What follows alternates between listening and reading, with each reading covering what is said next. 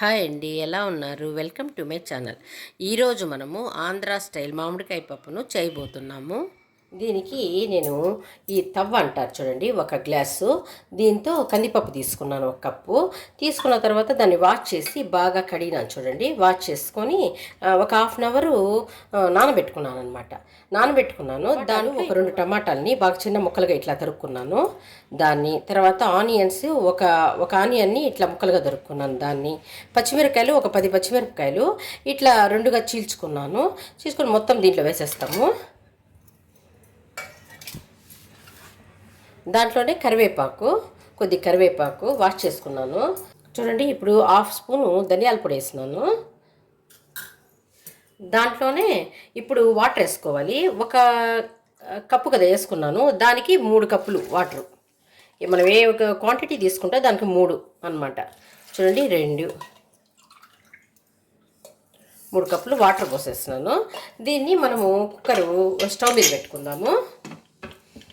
ఒక 4 విజిల్ వచ్చేంత వరకు పెట్టుకుందాము. దానికి పప్పుకి ఈ హాఫ్ మామిడికాయ తీసుకున్నాను. బెంగళూరు మామిడికాయ అంటారు చూడండి, ఈ సైజులో ముక్కలు దొరుకున్నాను.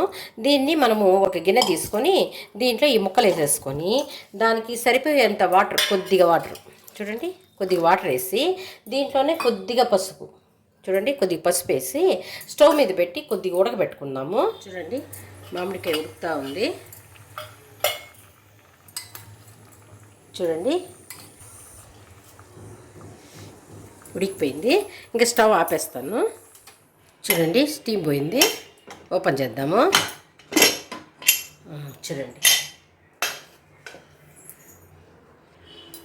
చూడండి, బాగా ఉడికిపోయింది పప్పు అంతా. ఇప్పుడు మనము మ్యాష్ చేసుకుందాము పప్పు గుత్తితో.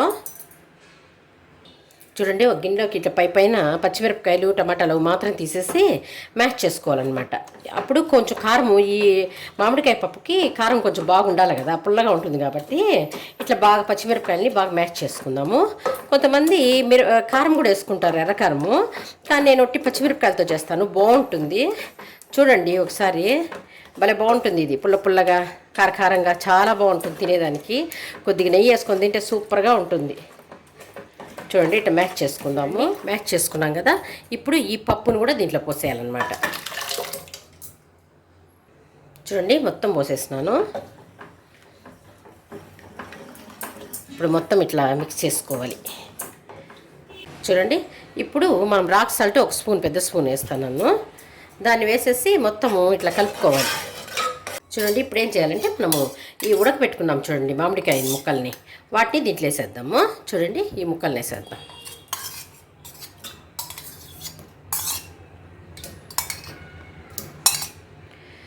అట్లే రుద్దేస్తే ఎక్కువ పుల్లగా అయిపోతుంది. అందుకే ఇట్లా ఉంటే కొంచెం పంటికి తగులుతూ ఉంటే పుల్లగా బాగుంటుంది అన్నమాట. చూడండి, ఇట్లా బాగా కలుపుకోవాలి. ఇప్పుడు మనం టేస్ట్ చూడాలి, ఉప్పు సరిపోయిందా లేదా అనేసి. ఉప్పు కారం నాకు 2 సరిపోయినాయి. మీకు కొంచెం కారం ఎక్కువ కావాలనుకోండి, కొంచెం కారం కలుపుకోండి. ఈ టైంలో కొద్ది కారం వేసుకొని తిరగమాత పెట్టుకుంటే సరిపోతుంది. చూడండి, కడాయి పెట్టినాను స్టవ్ పైన. ఇప్పుడు మనం దీంట్లో తిరగమాత పెట్టుకుందాము. చూడండి, ఆయిల్ వేస్తాను. 3 స్పూన్లు ఆయిల్ వేస్తాను. చూడండి, ఆయిల్ వేడెక్కింది. 1 స్పూన్ ఆవాలు వేస్తాను.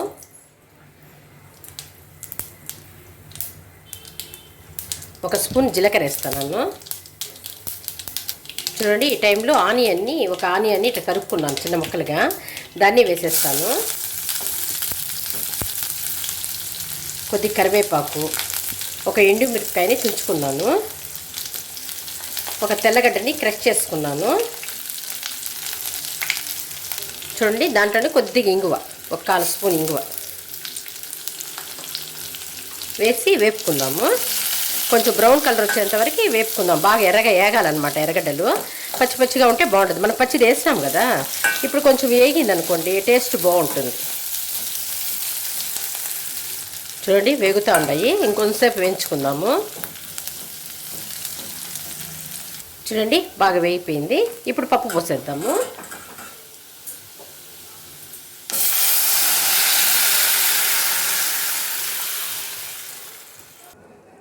చూడండి, కొంచెంసేపు బాగా ఉడకనిద్దాం. కొంచెం చిక్కబడేంత వరకు కొద్దిగా సేపు. చూడండి, పప్పు ఉడికిపోయింది. మామిడికాయ పప్పు చాలా బాగుంది కదా. చూడండి, సన్నగా తరిగిన కొత్తిమీరని చల్లేస్తాను. చల్లేసి స్టవ్ ఆపేయడమే. చూడండి, అంతే, స్టవ్ ఆపేస్తాను. బౌల్లోకి ట్రాన్స్ఫర్ చేసుకుందాము. వేడి అన్నంలోకి మామిడికాయ పప్పు వేసుకొని నెయ్యి వేసుకొని తింటే సూపర్గా ఉంటుంది. ఈ వీడియో కనుక నచ్చినట్లయితే లైక్ చేయండి, షేర్ చేయండి, సబ్స్క్రైబ్ చేసుకోండి.